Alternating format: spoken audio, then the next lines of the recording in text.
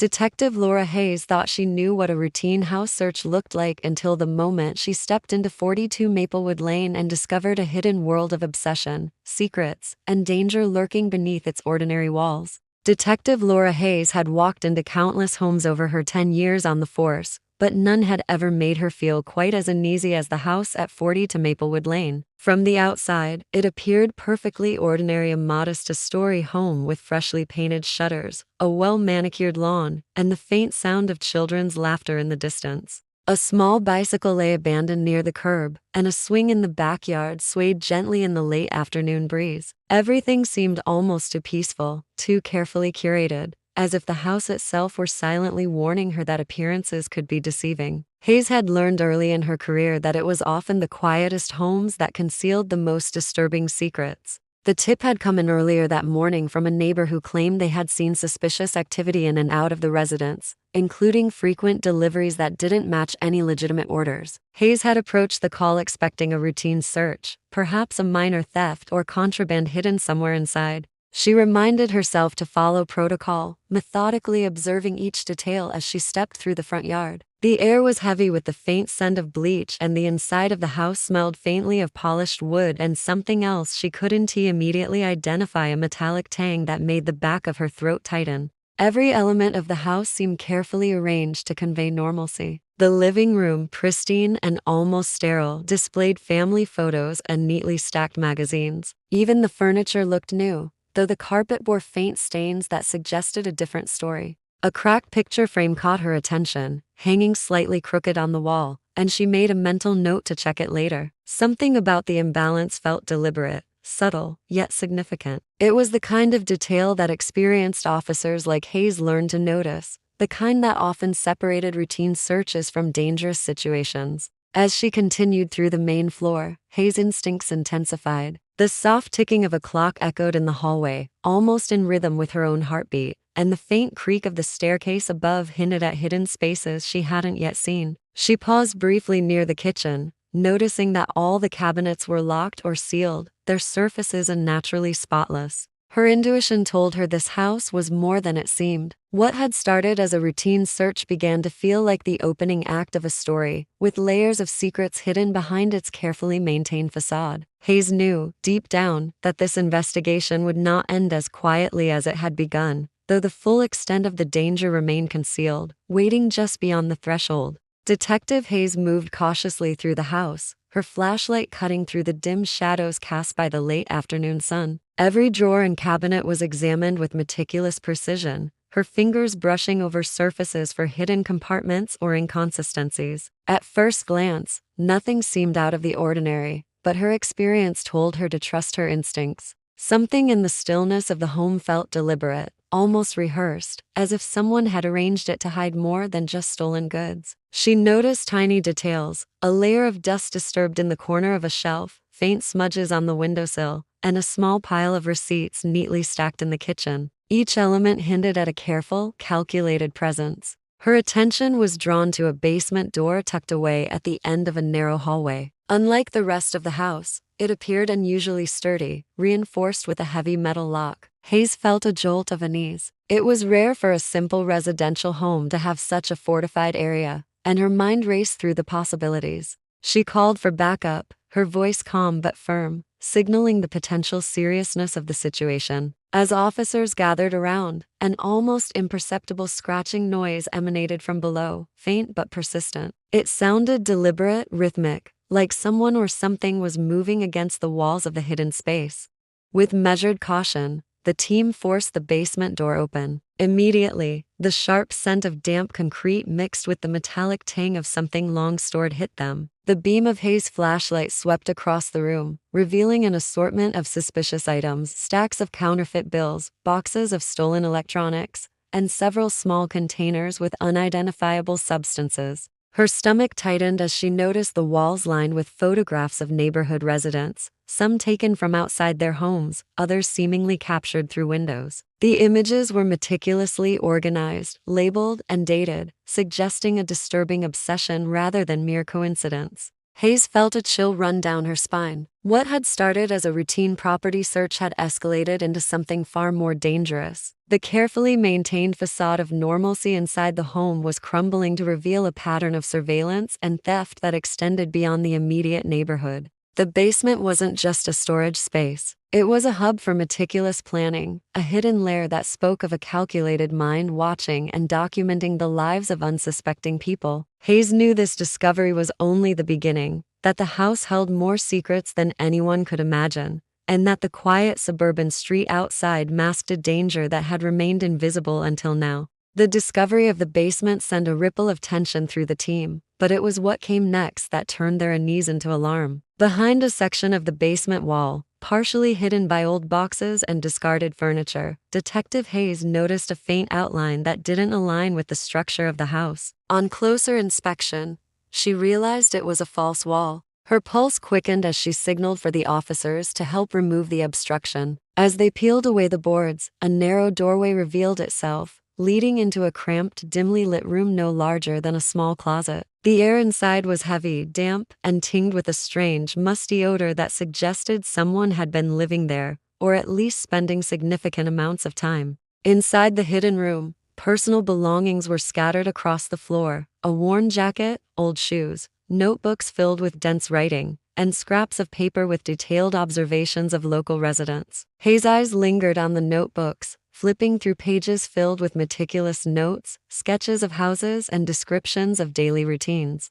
The entries were organized, methodical, almost obsessive, revealing a mind deeply fixated on controlling information and monitoring others. Each detail suggested planning and calculation, a chilling contrast to the ordinary suburban environment above. What had begun as a search for stolen property now took on a sinister dimension. The resident of the house had not only engaged in theft, but had also transformed the basement into a private surveillance hub. Photographs from around the neighborhood, maps with marked locations, and even personal items taken from unsuspecting victims were evidence of a long-standing obsession with observation and control. Hayes realized that this person had been hiding in plain sight, blending into the community while carefully documenting the lives of those around them. As Hayes continued to survey the space, she noted subtle signs that suggested the hidden room had been frequently used: worn floorboards, a faint imprint of a sleeping area, and even remnants of food and water containers. The presence of these items indicated that the resident had created a secret life beneath the ordinary facade of their home. Each discovery heightened the tension in the room, the realization settling over Hayes that this investigation had uncovered a dangerous mind capable of actions far beyond petty theft.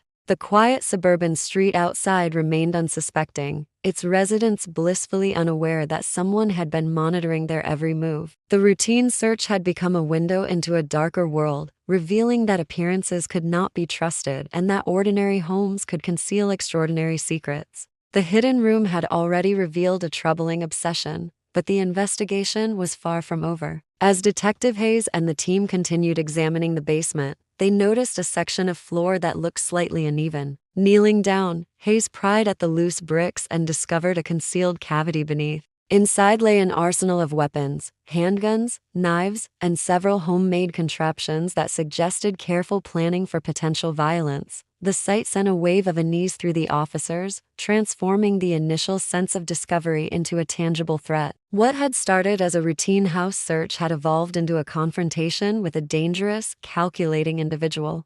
The weapons were organized with precision. Each firearm was cleaned, ready for use, and accompanied by ammunition stored in neat boxes. The knives were carefully arranged, some with makeshift modifications that indicated an intention beyond self-defense. It was clear that the resident had been preparing for scenarios that went far beyond petty theft or surveillance. Hayes' mind raced with the possibilities. These were not the tools of a casual criminal but of someone planning targeted actions, someone who had carefully considered the means to exert control or cause harm. Further examination of the basement revealed more disturbing signs. Behind the loose bricks were notes detailing escape routes, surveillance schedules, and potential targets. It became evident that the resident had meticulously studied the neighborhood, identifying patterns and weaknesses. Each entry suggested premeditation and a level of patience that was deeply unsettling. Hayes realized that the individual had not only been living in secrecy, but had also been preparing for potential confrontations with anyone who might uncover their activities.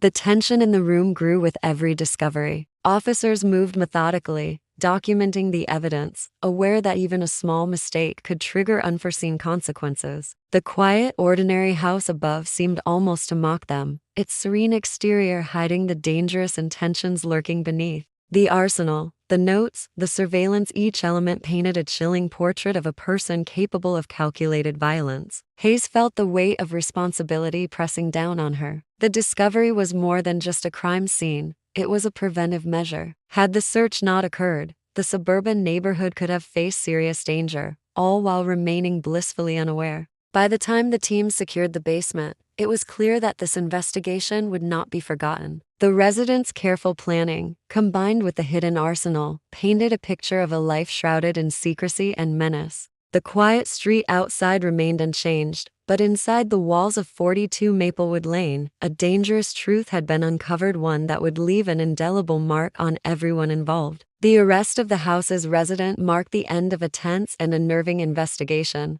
but the impact of the discoveries lingered far longer. By the time authorities had taken the individual into custody, Detective Hayes and her team had pieced together a disturbing narrative of obsession, planning, and potential violence. The person behind 42 Maplewood Lane had managed to live a double life for years, hiding their secret existence beneath a carefully maintained suburban facade. From the outside, the house had appeared ordinary, almost idyllic, but inside, it had been the center of meticulous planning that threatened the safety of the community. Evidence collected during the search revealed the full scope of the residents' activities. Photographs, surveillance notes, and personal items documented neighbors' routines in alarming detail, showing that this was not a spontaneous crime but the result of long-term fixation. The arsenal of weapons and improvised traps suggested that the resident had been preparing for confrontation, a chilling reminder of how quickly a seemingly safe environment could become dangerous. Hayes reflected on the implications.